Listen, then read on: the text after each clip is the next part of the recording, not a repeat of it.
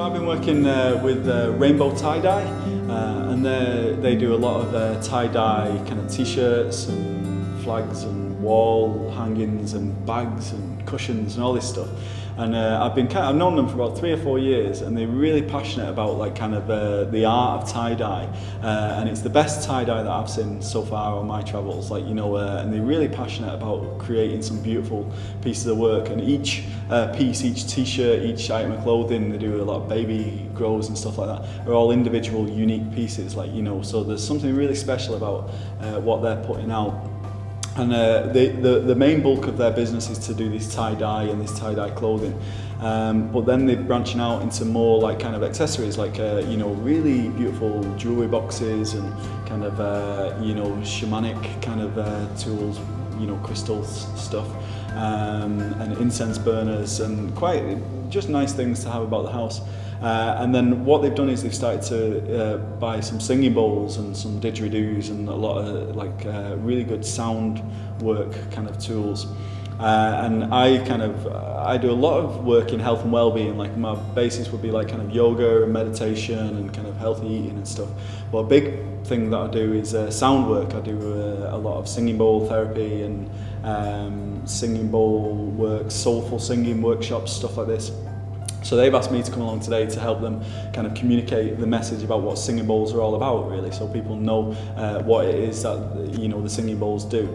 So I've been kind of sharing a lot about the history of singing bowls, about, like, you know, about how they were used in the Tibetan monasteries and stuff like this, and basically telling people how they were really meditative aids to meditation, or they can also be used for like healing purposes, like, you know, like in a more therapy-based session.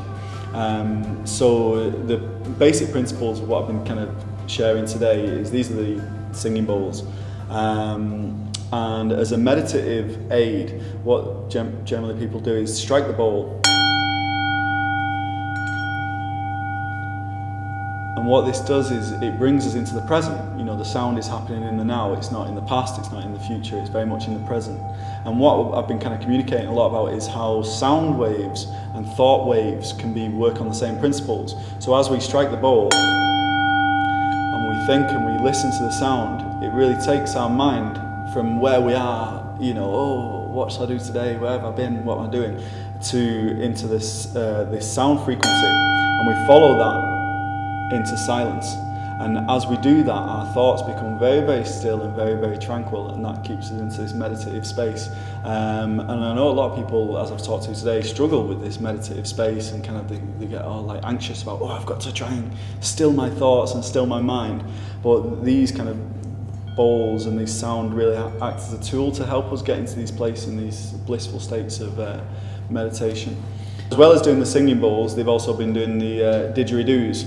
So I've been just giving demonstrations on the didgeridoos as well, which is like an Aboriginal instrument. Again, when you create these drones and you create these, you play the instrument, it really helps you get into these like trance-like, almost semi-trance-like states, hypnotic states, very similar to the meditative states. So for the Health and Wellbeing Festival, I think this is why we've kind of chose to bring these things forward.